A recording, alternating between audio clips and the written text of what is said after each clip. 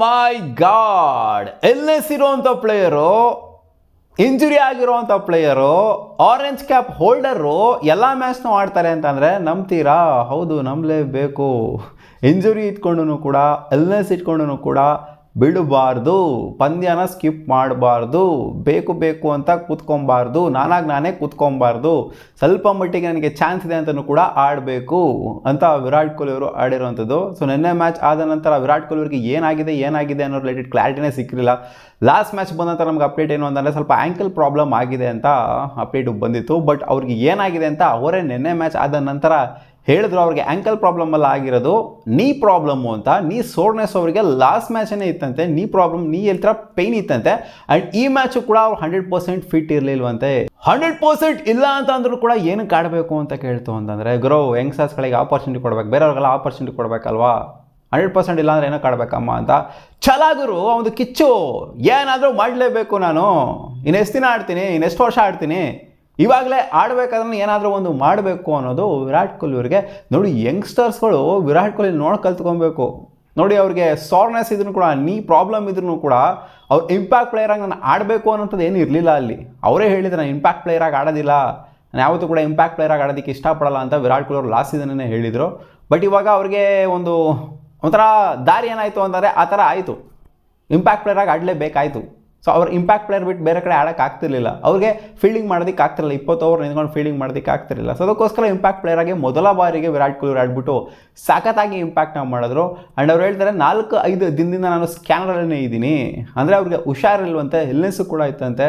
So ಈ ಹುಷಾರಿಲ್ದಿರೋದು ಇಟ್ಕೊಂಡು ಅದ್ರ ಜೊತೆಗೆ ಈ ನೀ ಪ್ರಾಬ್ಲಮ್ ಬೇರೆ ಇಟ್ಕೊಂಡು ಅದಕ್ಕೋಸ್ಕರನೇ ಅವರು ಆ ಒಂದು ಇದೆಲ್ಲ ಹಾಕೊಂಬಂದಿದ್ದು ಲಾಸ್ಟ್ ಮ್ಯಾಚಲ್ಲಿ, ಒಂದು ಪುಲ್ ಓವರೆಲ್ಲ ಹಾಕೊಂಬಂದು ಕೂತ್ಕೊಂಡಿದ್ದು. ಏನಕ್ಕಪ್ಪ ಚಳಿ ಆಗ್ತಿದೆ, ಇಷ್ಟೇ ಶೆಕೆಯಲ್ಲಿ ವಿರಾಟ್ ಕೊಹ್ಲಿಗೆ ಏನಕ್ಕೆ ಚಳಿ ಆಗ್ತಿದೆ ಅಂತ ಕೇಳ್ತು ಅಂದರೆ ಅವ್ರಿಗೆ ಹುಷಾರಿರಲಿಲ್ಲ ಅವತ್ತಿನ ಮ್ಯಾಚಲ್ಲಿ. ನೆನ್ನೆ ಮ್ಯಾಚಲ್ಲೂ ಅಷ್ಟೇ ನೀ ಪ್ರಾಬ್ಲಮ್ ಇರೋದು ಅವ್ರಿಗೆ ಅವ್ರ ಮುಖದಲ್ಲೇ ಗೊತ್ತಾಗ್ತಾ ಇತ್ತು. ಅಷ್ಟರ ಮಟ್ಟಿಗೆ ಆ್ಯಕ್ಟಿವ್ ಆಗಿ ವಿರಾಟ್ ಕೊಹ್ಲಿ ಅವರು ಇರಲಿಲ್ಲ. ಬಟ್ ಆದರೂ ಕೂಡ ಆ ಮ್ಯಾಚ್ ಎಲ್ಲ ಮುಗಿದಾದ ಮೇಲೆ ಬಂದ್ಬಿಟ್ಟು ಹೇಳ್ತಾರೆ, ನಾನು 100% ಇಲ್ಲ ಅಂದ್ರೂ ಕೂಡ ನನಗೆ ಆಡಬೇಕು ಅಂತ ಅನ್ನಿಸ್ತಾ ಇತ್ತು, this is what I am ಅಂತ. ಹೌದು, ಇದು ಇನ್ಸ್ಪೈರ್ ಮಾಡುತ್ತೆ. ವಿರಾಟ್ ಕೊಹ್ಲಿ ಅವ್ರನ್ನ ಫಾಲೋ ಏನಕ್ಕೆ ಮಾಡ್ತಾರೆ ಜನ ಅಂತಂದರೆ ಈ ಒಂದು ಕಾರಣಕ್ಕೆ. ಅವರ ಒಂಥರ ಆಡೋದಕ್ಕೆ ಆಗ್ತಾ ಇಲ್ಲ ಅಂದ್ರೂ ಕೂಡ, 100% ಫಿಟ್ ಇಲ್ಲ ಅಂದ್ರೂ ಕೂಡ ಬಂದ್ಬಿಟ್ಟು ಆಡ್ತಾರಲ್ಲ, ಟೀಮಿಗೆ ಡೆಲಿವರ್ ಮಾಡಬೇಕು ಅಂತ ಒಂದು ಕಿಚ್ಚಿದೆಯಲ್ಲ, ಒಂದು ಇದಿದೆಯಲ್ಲ, ಒಂಥರ ಇನ್ಸ್ಪೈರ್ ಮಾಡೋವಂಥ ಒಂದು ಇದಿದೆಯಲ್ಲ. ಸೊ ಅದಕ್ಕೆ ಎಲ್ಲರೂ ಇವ್ರನ್ನ ಜಾಸ್ತಿ ಇಷ್ಟಪಡುವಂಥದ್ದು. ಲಾಸ್ಟ್ ಮ್ಯಾಚು 50 ಹೊಡೆದ್ರು ಕೂಡ ನನಗೆ ಹ್ಯಾಪಿ ಇರಲಿಲ್ಲ. ಬಟ್ ದಿಸ್ ಮ್ಯಾಚ್ ನನ್ನ ಗೇಮ್ನ ಇಂಟೆನ್ಸಿಟಿ ಮೇಲೆ ನನಗೆ ಹ್ಯಾಪಿ ಫೀಲ್ ಆಗ್ತಿದೆ. ಏನಕ್ಕೆ ಅಂದರೆ ಲಾಸ್ಟ್ ಮ್ಯಾಚು 2 DRS ವಿಚಾರದಲ್ಲಾರು ಆಗಿರ್ಬೋದು, ಜೊತೆಗೆ ಸ್ಟ್ರೈಕ್ ರೇಟ್ ವಿಚಾರದಲ್ಲಿ ಆಗಿರ್ಬೋದು. ಸೊ ಅಂಥ ಮಟ್ಟಿಗೆ ನಾನು ಆ್ಯಕ್ಟಿವ್ ಆಗಿ ಕಾಣಿಸ್ಕೊಳ್ಳಲಿಲ್ಲ. ಬಟ್ ಈ ಮ್ಯಾಚು ಹ್ಯಾಪಿ ಇದೆ ನನಗೆ. ಏನಕ್ಕೆ ಅಂದರೆ ಪೋಪ್ಲಲ್ಲಿ ಸಖತ್ತಾಗಿ ಆಡಿದ್ರು ವಿರಾಟ್ ಕೊಹ್ಲಿ ಅವರು, ಆಲ್ಮೋಸ್ಟ್ 200 ಸ್ಟ್ರೈಕ್ ರೇಟಲ್ಲಿ ಆಡಿದ್ರು. ಸೊ ಅದಕ್ಕೋಸ್ಕರನೇ ಸ್ಟ್ರೈಕ್ ರೇಟ್ನ ಇಂಪ್ರೂವ್ ಮಾಡ್ಕೊಂಡಿದ್ದು ಈ ಮ್ಯಾಚು. ಹುಷಾರಿಲ್ಲ, ಅದ್ರಲ್ಲಿ ರೀಸನ್ ಎಲ್ಲ ಕೊಡೋಗಿಲ್ಲ. ಇವಾಗೆಲ್ಲ ಸ್ವಲ್ಪ ಜನ ಹೇಳ್ತಾರೆ, ಹುಷಾರಿಲ್ಲ ಅಂದರೆ ಹೋಗ್ಬಿಟ್ಟು ಕೂತ್ಕೊಬೇಕಾಗಿತ್ತಪ್ಪ, ವೆಂಕಟೇಶ್ ಅಯ್ಯರ್ ಆಡಿರೋರು ಅಲ್ಲಿ ಏನಕ್ಕೆ ಬಂದ್ಬಿಟ್ಟು ಬಾಲ್ ತಿನ್ನಬೇಕು ಅಂತ ಸ್ವಲ್ಪ ಜನ ಹೇಳ್ತಾರಲ್ಲ. ಸೊ ಅವ್ರಿಗೆ ಪರ್ಫೆಕ್ಟಾಗಿ ಉತ್ತರ ಕೊಟ್ಟಿದ್ದೇನೆ ವಿರಾಟ್ ಕೊಹ್ಲಿ ಅವರು. ಸೊ ನೋಡಿ, ಈ ಥರ ಒಂದು ಇದಿಟ್ಕೊಂಡು ಕೂಡ ಬಂದ್ಬಿಟ್ಟು ಆಡ್ತಾರಲ್ಲ, ಆಡಬೇಕು ಅಂತ ಒಂದು ಇದೆಯಲ್ಲ ಅವ್ರಿಗೆ.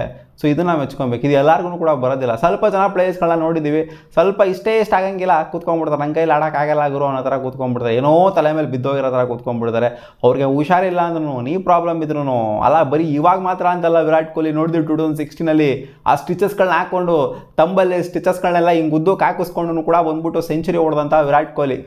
RCBಗೋಸ್ಕರ ಏನು ಬೇಕಾದ್ರೂ ಮಾಡೋದಕ್ಕೆ ರೆಡಿ ಆಗಿರೋಂಥ ವಿರಾಟ್ ಕೊಹ್ಲಿ. ಅದ್ರ ಜೊತೆ ಇವಾಗ ಆರೆಂಜ್ ಕ್ಯಾಪ್ ಹೋಲ್ಡರ್ ಬೇರೆ ಅಲ್ಲಿ 5 ಮ್ಯಾಚ್ನ ಆಗ್ಬಿಟ್ಟು 225 ರನ್ ಹೊಡೆದಿದ್ದಾರೆ.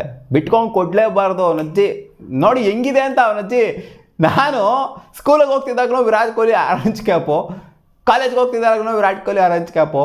ಇವಾಗ ಎಲ್ಲ ಮುಗಿಸಾದ್ಮೇಲೂ ಕೂಡ, ಎಷ್ಟೋ ವರ್ಷ ಆದಮೇಲೂ ಕೂಡ, ಯೂಟ್ಯೂಬರ್ ಆದಮೇಲೂ ಕೂಡ ವಿರಾಟ್ ಕೊಹ್ಲಿ ಆರೆಂಜ್ ಕ್ಯಾಪು.